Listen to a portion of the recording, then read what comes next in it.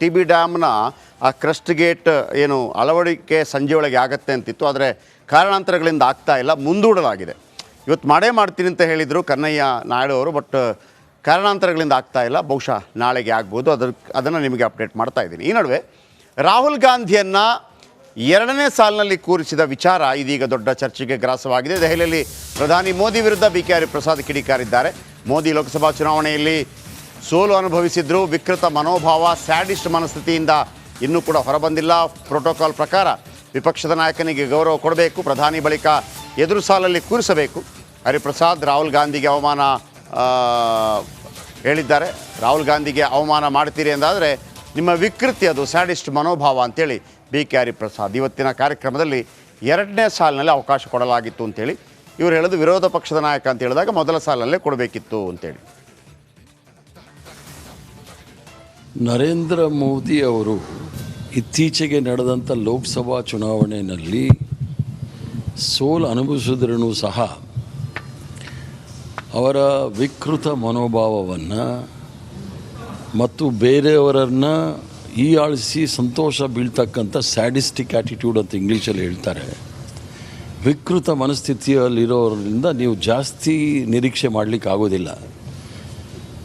ರಾಷ್ಟ್ರದ ಮತ್ತು ರಾಜ್ಯದ ಯಾವುದೇ ರಾಷ್ಟ್ರದ ಶಿಷ್ಟಾಚಾರದಲ್ಲಿ, ಪಾರ್ಲಿಮೆಂಟ್ರಿ ಪಾಲಿಟಿಕ್ಸಲ್ಲಿ ಪ್ರೋಟೋಕಾಲ್ ನೋಡಿದಾಗ ಮೊದಲನೇ ಸ್ಥಾನ ಪ್ರಧಾನಮಂತ್ರಿಗಳಿಗೆ, ಅದು 2ನೇ ಸ್ಥಾನ ವಿರೋಧ ಪಕ್ಷದ ನಾಯಕರಿಗೆ ಇರುತ್ತೆ. ರಾಷ್ಟ್ರದ ಇತಿಹಾಸದಲ್ಲಿ ಕೆಂಪುಕೋಟೆಯಲ್ಲಿ ನಡೀತಕ್ಕಂಥ ಕಾರ್ಯಕ್ರಮಗಳಲ್ಲಿ ಪ್ರತಿ ಬಾರಿಯೂ ಸಹ ವಿರೋಧ ಪಕ್ಷದ ನಾಯಕರನ್ನು ಎದುರಿಗೆ ಸಾಲಲ್ಲಿ ಕೂಡಿಸ್ತಕ್ಕಂಥದ್ದು ಒಂದು ಶಿಷ್ಟಾಚಾರ ಪರಂಪರೆ.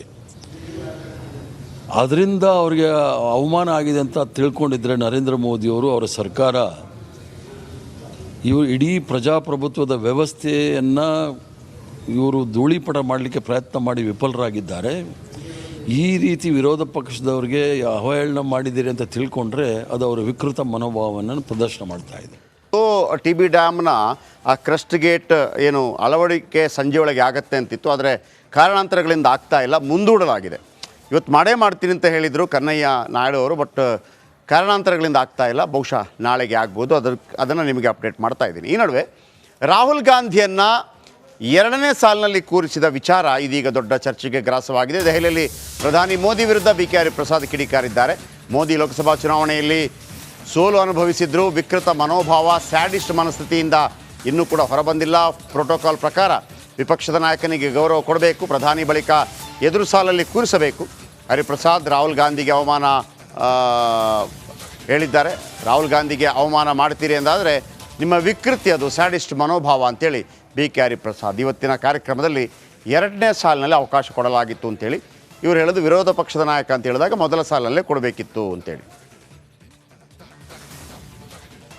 ನರೇಂದ್ರ ಮೋದಿ ಅವರು ಇತ್ತೀಚೆಗೆ ನಡೆದಂಥ ಲೋಕಸಭಾ ಚುನಾವಣೆಯಲ್ಲಿ ಸೋಲು ಅನುಭವಿಸಿದ್ರೂ ಸಹ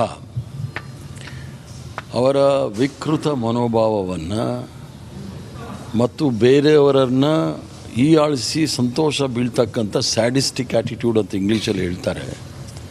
ವಿಕೃತ ಮನಸ್ಥಿತಿಯಲ್ಲಿರೋರಿಂದ ನೀವು ಜಾಸ್ತಿ ನಿರೀಕ್ಷೆ ಮಾಡಲಿಕ್ಕೆ ಆಗೋದಿಲ್ಲ.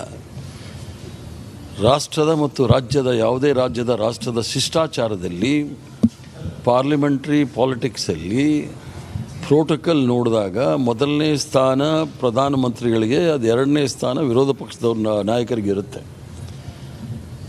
ರಾಷ್ಟ್ರದ ಇತಿಹಾಸದಲ್ಲಿ ಕೆಂಪುಕೋಟೆಯಲ್ಲಿ ನಡೀತಕ್ಕಂಥ ಕಾರ್ಯಕ್ರಮಗಳಲ್ಲಿ ಪ್ರತಿ ಬಾರಿಯೂ ಸಹ ವಿರೋಧ ಪಕ್ಷದ ನಾಯಕರನ್ನು ಎದುರಿಗೆ ಸಾಲಲ್ಲಿ ಕೂಡಿಸ್ತಕ್ಕಂಥದ್ದು ಒಂದು ಶಿಷ್ಟಾಚಾರ ಪರಂಪರೆ.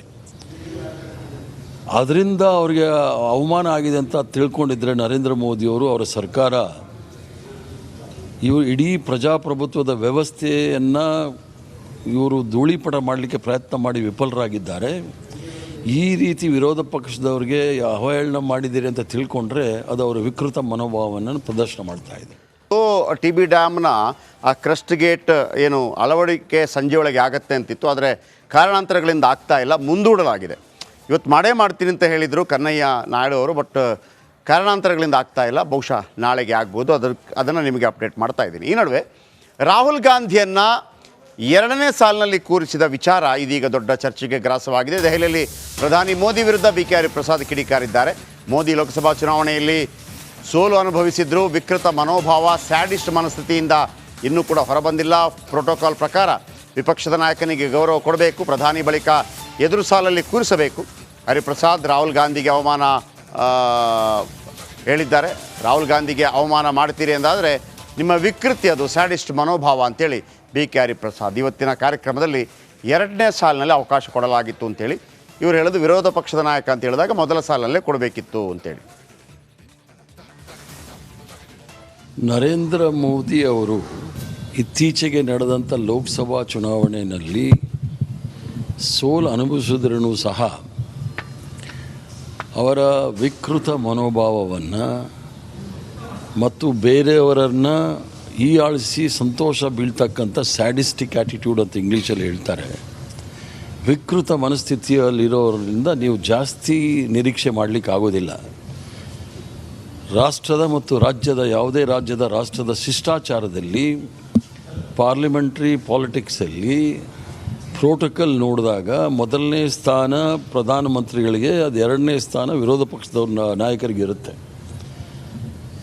ರಾಷ್ಟ್ರದ ಇತಿಹಾಸದಲ್ಲಿ ಕೆಂಪುಕೋಟೆಯಲ್ಲಿ ನಡೀತಕ್ಕಂಥ ಕಾರ್ಯಕ್ರಮಗಳಲ್ಲಿ ಪ್ರತಿ ಬಾರಿಯೂ ಸಹ ವಿರೋಧ ಪಕ್ಷದ ನಾಯಕರನ್ನ ಎದುರಿಗೆ ಸಾಲಲ್ಲಿ ಕೂಡಿಸ್ತಕ್ಕಂಥದ್ದು ಒಂದು ಶಿಷ್ಟಾಚಾರ ಪರಂಪರೆ.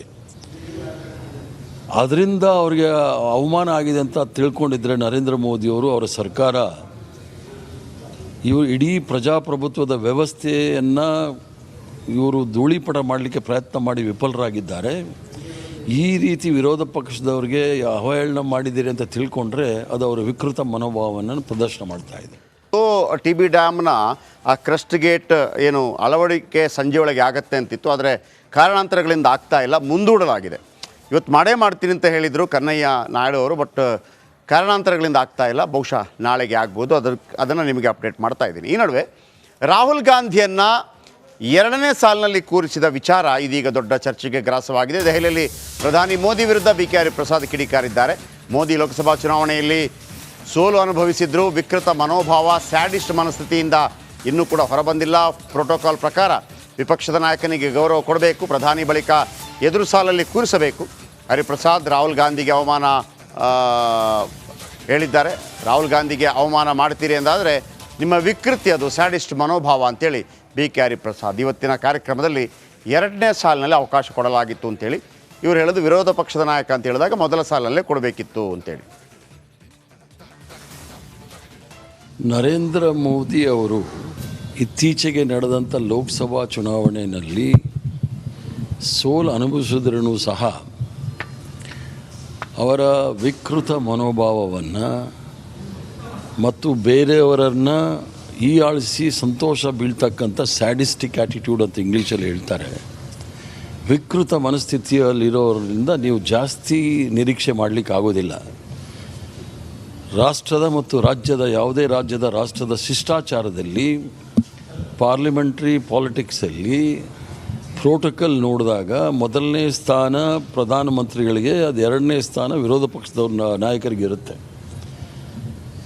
ರಾಷ್ಟ್ರದ ಇತಿಹಾಸದಲ್ಲಿ ಕೆಂಪುಕೋಟೆಯಲ್ಲಿ ನಡೀತಕ್ಕಂಥ ಕಾರ್ಯಕ್ರಮಗಳಲ್ಲಿ ಪ್ರತಿ ಬಾರಿಯೂ ಸಹ ವಿರೋಧ ಪಕ್ಷದ ನಾಯಕರನ್ನ ಎದುರಿಗೆ ಸಾಲಲ್ಲಿ ಕೂಡಿಸ್ತಕ್ಕಂಥದ್ದು ಒಂದು ಶಿಷ್ಟಾಚಾರ ಪರಂಪರೆ. ಅದರಿಂದ ಅವರಿಗೆ ಅವಮಾನ ಆಗಿದೆ ಅಂತ ತಿಳ್ಕೊಂಡಿದ್ರೆ ನರೇಂದ್ರ ಮೋದಿಯವರು, ಅವರ ಸರ್ಕಾರ, ಇವರು ಇಡೀ ಪ್ರಜಾಪ್ರಭುತ್ವದ ವ್ಯವಸ್ಥೆಯನ್ನು ಇವರು ಧೂಳಿಪಟ ಮಾಡಲಿಕ್ಕೆ ಪ್ರಯತ್ನ ಮಾಡಿ ವಿಫಲರಾಗಿದ್ದಾರೆ. ಈ ರೀತಿ ವಿರೋಧ ಪಕ್ಷದವ್ರಿಗೆ ಅವಹೇಳನ ಮಾಡಿದ್ದೀರಿ ಅಂತ ತಿಳ್ಕೊಂಡ್ರೆ ಅದು ಅವರ ವಿಕೃತ ಮನೋಭಾವವನ್ನು ಪ್ರದರ್ಶನ ಮಾಡ್ತಾ ಇದೆ.